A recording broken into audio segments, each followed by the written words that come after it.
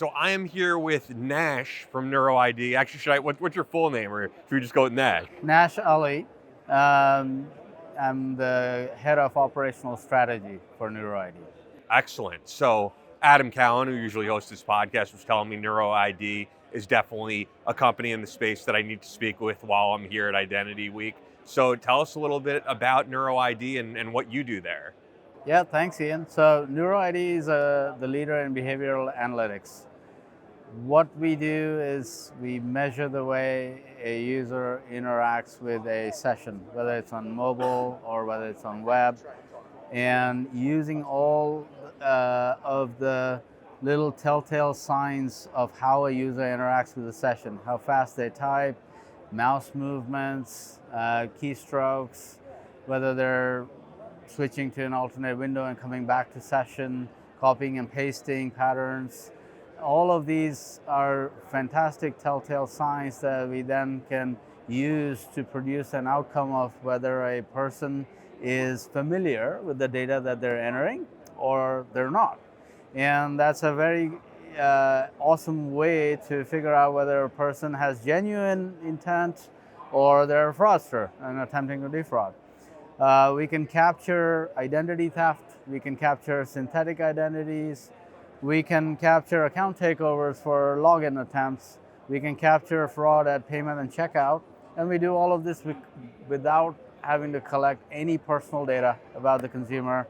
We don't capture PII, nor do we need it. We're giving you a signal that you can use in your fraud solution without heavy reliance on your traditional ways of doing things. It's a modern way of fraud mitigation. This sounds like the future of forensic science to me, as someone who isn't in the field of what you do, but has watched a lot of episodes of Forensic Files and that type of thing. This sounds so innovative to me. It is. It indeed is a forensic science in itself. We as a company were founded by two PhDs, two doctors that have studied this science. And we have over 10 years of experience in analyzing behavioral signals from millions of users and billions of signals that we've created. We've used those signals to create machine learning models. And like you said, it's a science in itself, and it's a technology that can be used to complement the traditional ways of doing fraud mitigation. And it's a new way and a modern way of doing fraud mitigation. So what type of vendors do you guys work with or you partnered with?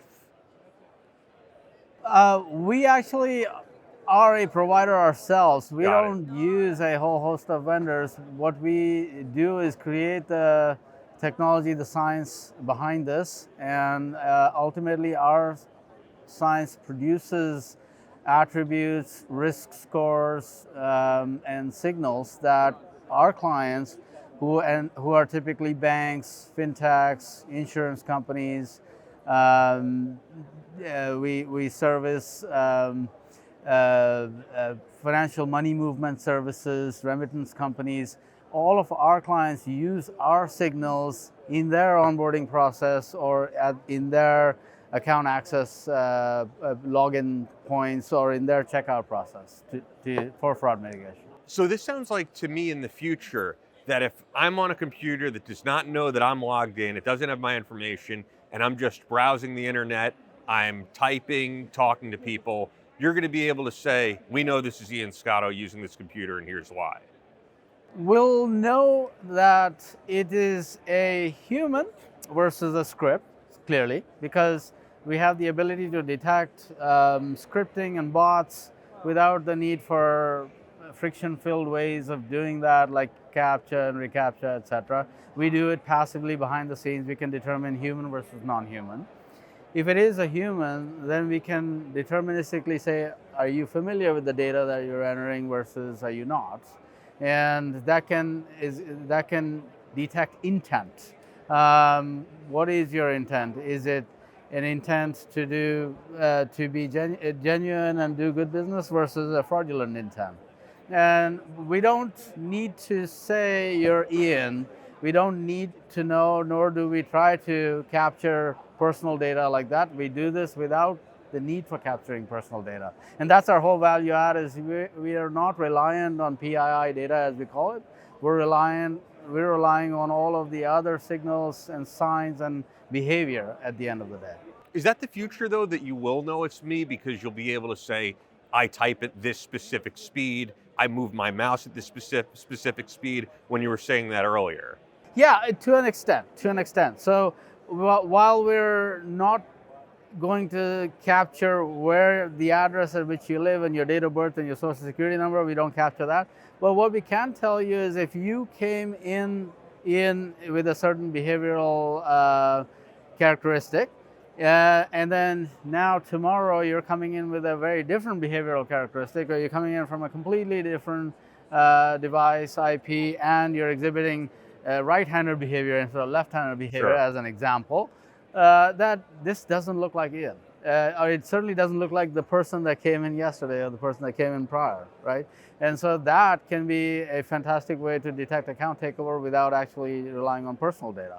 I find this fascinating. I think our audience will too. So where could people learn more about NeuroID? Where could they find you? Yeah, we are always available and extremely interested in talking to anyone who has interest in the science. It's a modern way of doing fraud mitigation. You can find us at neuroid.com, and we have an extraordinary sales team that can show you a demo, give you enough material, and typically we'd extend an offer to trial our services for a period of time, see and prove out the ROI before you actually start to use it. Excellent. Thank you so much. I greatly appreciate you Of course. making the time for us. It's my pleasure.